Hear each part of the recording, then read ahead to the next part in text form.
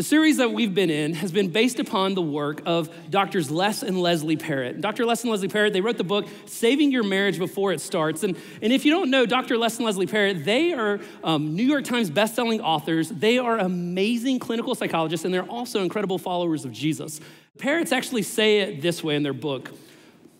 The Parrotts give us this quote. They say, there is more to a thriving marriage than good communication, conflict, and resolution, and positive attitudes. While each of these tools are critically important for a lasting and meaningful relationship, they are not sufficient. Even happily married couples eventually discover an innate longing to bond with their lover, not just for comfort, not just for passion, but also for meaning. Sharing life's ultimate meaning with another person is the spiritual call of soulmates, and every couple must answer that call or risk a stunted, underdeveloped marriage. Like yeast in a loaf of bread, spirituality will ultimately determine whether your marriage rises successfully or falls disappointingly flat. Recent scientific research has backed what common sense has been telling us for years. Mainly, that tending to the spiritual dimensions of marriage is what unites couples in unbreakable bonds. Marriage thrives when the soul is nourished. Marriage thrives when the soul is connected. This is actually what we read in Genesis 2. Then the Lord God said, it's not good for a man to be alone. I will make a helper who is just right for him. So the Lord God formed from the ground all the wild animals and all the birds of the sky. He brought them to the man. But still, there was no helper just right for him. So the Lord God caused the man to fall into a deep sleep. While the man slept, the Lord God took out one of the man's ribs and closed up the opening. Then the Lord God made a woman from the rib, and he brought her to the man. At last, the man exclaimed. See, here is the truth that we see in this. Adam went looking for a soulmate, but he could not find a soulmate. God had to make a soulmate. And so many of us are spending so much time running around looking for our soulmate, thinking that we're gonna turn the corner and all of a sudden, Mr. Perfect is gonna be there, Miss Perfect's gonna be there, that we're just gonna walk into a coffee shop one night and they're just gonna be sitting there drinking latte with a seat next to them and saying, please, come share your life with me. I am perfect for you. No, we just don't discover soulmates. We discover hot flashes, we discover infatuation, but you give that enough time and you take enough cold showers and you realize they're not as awesome as you thought they were.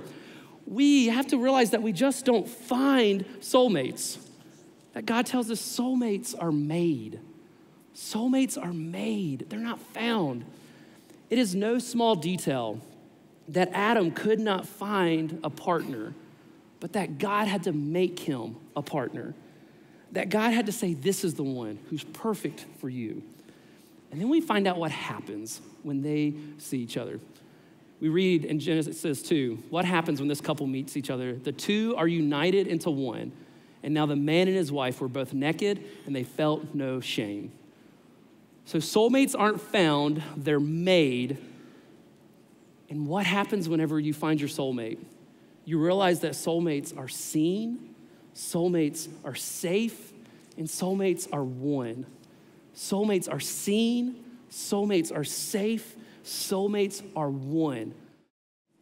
So one of my favorite professors was a theologian by the name of Dr. Phil Howard. Dr. Phil Howard, he taught at where I did my undergrad work, and he loved this verse. And he would talk about this Genesis passage and what was happening there. And he taught us that there's so much happening here, this seeing, safe, and one, that encompasses an entire relationship. He said there's actually 7 layers of being seen and being safe. That if you walk through these 6 layers of being seen and being safe, that is what forces you, that molds you, that makes you into that one, that makes you into soulmates. And so he starts off and he says the first layer is physically.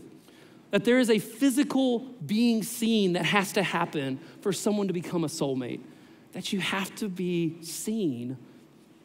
You gotta be able to know you're safe for your body to be seen. But you've also gotta know that it's safe, that you won't be judged or laughed at or poked fun of. The next layer that Dr. Howard talked about was emotionally. Emotionally, there is a knowing that has to take place. We have to reveal what is stirring inside of us. What's our fears, our desires, our hopes, what is the emotions that just tick us off, or the things that we're scared of? What is the emotion swirling inside of us? Because if we can't share our emotions, we're inevitably putting a stiff arm to our spouse saying, you can't go there. You can't know my heart. You can't know what I'm scared of. You can't know what I'm worried about. You can't know what makes me angry. You can't know what I'm happy about. Our emotions have to be something that is seen if we want to be soulmates. Socially is one of those layers that we've got to be known, we've got to be safe, because if we're going to become soulmates, we got to be seen, we got to be safe, we got to be one. And so socially, does your spouse know where you're going, what you're doing? Do they know your social accounts? Do they know what you're doing on social media? Do they know where you're going? Do they know what you like to do? Do they have access to your life when you're away from them? Do they socially know all there is to know about you? Or have we bought into the lie that I have my life and you have your life? I have my friends and you have your friends. No. I married my best friend and I want her to be a part of everything that I'm a part of. The next layer is intellectually, and intellectually to me is just really fascinating because there's something that happens whenever I start learning about what my wife is thinking and doing and growing and what she's thinking about. And actually, every time she starts sharing about what she's learning, it really makes me thankful, attracted to her, and motivated. It makes me thankful that my kids are getting her brain. It makes me attracted to her because smart is sexy. And then it also makes me motivated because it makes me want to get better. And so are you sharing with your spouse what you're learning, what you're noticing, what you're picking up on? Because as we share what's going on inside of our brains, we're sharing what's going on inside of our heart, and we're getting closer to our spouses when we make that step. Volitionally is the next one, and that's where the hopes and dreams are at, and that's where our daydreams come in. And so does your spouse know your daydreams, and do they know that they're a part of them? And then spiritually is where I think couples often get the weirdest. See, we often think spirituality is my personal salvation. It's between me and God. But spiritually is where I want my family to see me the most. I want them to see me pursuing Jesus. I want them to see me trying to figure out grace. I want them to see me figuring out what it means to trust. I want them to see what it means to radically obey Jesus. I want them to see me pursuing because I want them to have an example to follow. And so does your spouse see your heart trying to follow Jesus? Because guys, soulmates aren't found, they're made.